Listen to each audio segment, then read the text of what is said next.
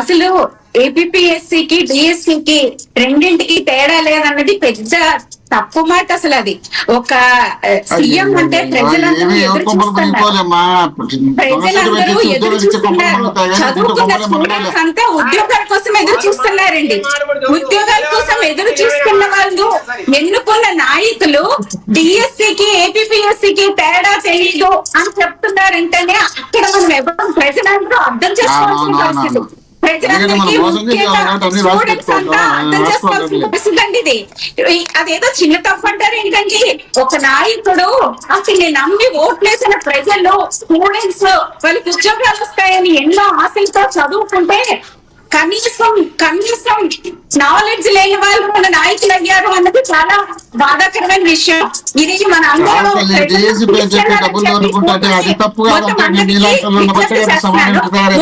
ఇప్పుడు మన ఇంకొకటి ఏంటంటే, మన సీఎం చంద్రబాబు నాయుడు గారండి. సార్ ఇద్దరు మాట్లాడితే అర్థం కాదు. ఒక్క నిమిషం మాట్లాడి మోహన్ రెడ్డి గారు.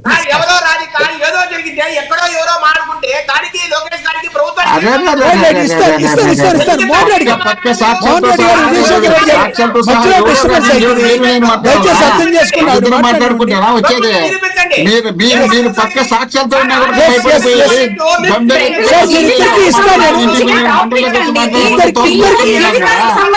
మండలిలో మాట్లాడి నిరూపించండి.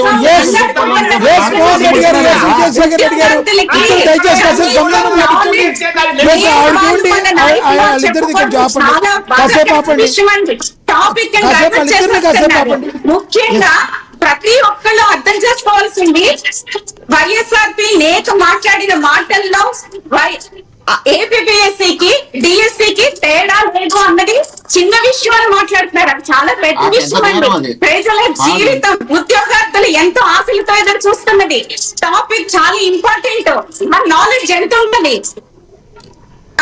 ఇప్పుడు చంద్రబాబు నాయుడు గారి దగ్గర కనీసం మినిమం ఆయన కొంచెం ఎప్పుడైనా ఐఏఎస్ సెలెక్ట్ చేస్తున్నప్పుడు డిక్యూటీల కింద తర్వాత ఎంచుకున్న వాళ్ళు వేస్తా ఉంటారండి.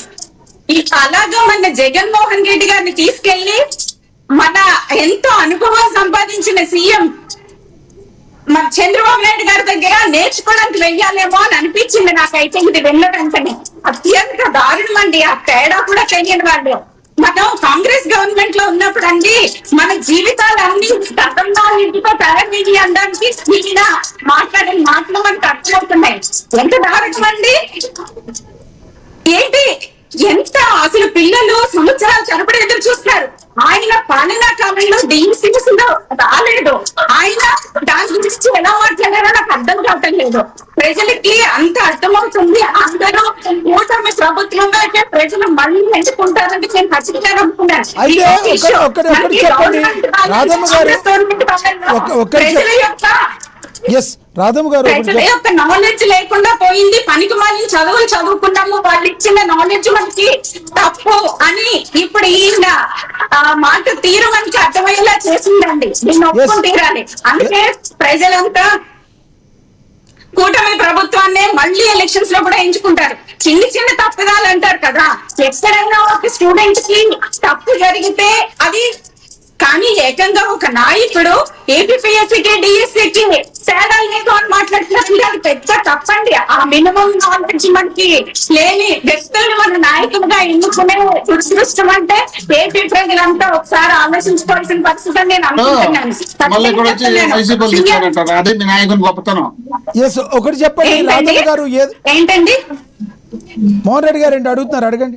కాదమ్మా, లోకేష్ మా అమ్మని తిట్టాడు నేను క్షమించాలంటారు, తర్వాత వాళ్ళతో పొత్తు పెట్టుకుంటారు. అదే మీ గొప్పతనం. మాది పెద్ద తప్పు, మీది పెద్ద తప్పు లేని మీరు ఏం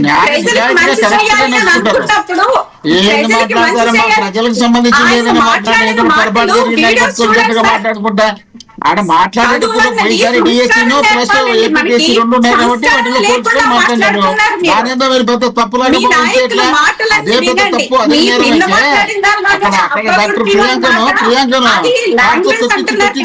చెప్పినారు. అదేంటో చెప్పండి ఒకసారి. దాన్ని చెప్పాలమ్మా, కొద్దిగా చెప్పండి. ఆడపిల్లలతో వచ్చే వాళ్ళని కొడుకు నిల్చోమని చెప్పిన మీ నాయకులు ఎక్కడ పోయినాడు? ప్రియాంక గురించి మాట్లాడరా? హాస్పిటల్ ట్రీట్మెంట్ ఇచ్చారా? హాస్పిటల్ చూడిపోరా? వాళ్ళ తనతో మాట్లాడారా? ఏం మాట్లాడుతున్నారు? మా ఇష్టం వచ్చినట్టు మీరు అర్థం అండి. నేను చెప్పే మాట కూడా మీరు వినకుండా మాట్లాడుతున్నారంటే రాష్ట్రంలో ఇన్ని అన్యాయం జరుగుతుంటే ఇంతమందిని రేపులు చేసండి, ఇంతమంది మటన్ చేసండి, ఇంతమంది దోపిడీలు చేసండి, ఏం మీరు చేస్తున్నారు? మాట్లాడనివ్వటం లేదండి, అసలు వినటం లేదు కూడా. ఒక్కటి కూడా పనికొచ్చేది మాట్లాడితే మేము మాట్లాడిస్తాం. ప్రజల్లో గెంటేమో అని భయం మీకు ఉందండి వైసీపీ ప్రభుత్వంలో నాయకులకి. అందుకనే మీరు అలాగ తప్పులు చెప్తే తలలో ఎత్తుకోలేదు తల్లి. ఎందుకు మాట్లాడతారు ఊరక? ఇస్తా మీరు మాట్లాడినట్టు లేదండి, అసలు మీరు మాటని కూడా ప్రజలకు అయ్యప్ప గారు ఒక్క చేయాలి. నిమిషం ఇస్తాగండి. రైట్, రాధమ్మ గారు ఎస్ అందుబాటులో ఉండి మళ్ళీ మాట్లాడుతారు కానీ ఎస్ విజయశేఖర్ మోహన్ రెడ్డి గారిని ఒక ప్రశ్న అడగాలండి. మోహన్ రెడ్డి గారిని ప్రశ్న అడుగుతారండి. అయ్యప్ప గారు అడగండి. అది అడగండి. ఒక సీనియర్ 40 ఏళ్ళ అనుభవం ఉన్నటువంటి ఒక చంద్రబాబు నాయుడు Yes. గారిని వారి కుమారుడిని Yes. అబ్బా కొడుకులు అని సంబోధించడం అనేది కరెక్ట్ అని మీరు చెప్పాలని నేను ఒక ప్రశ్న అడగనండి. Yes.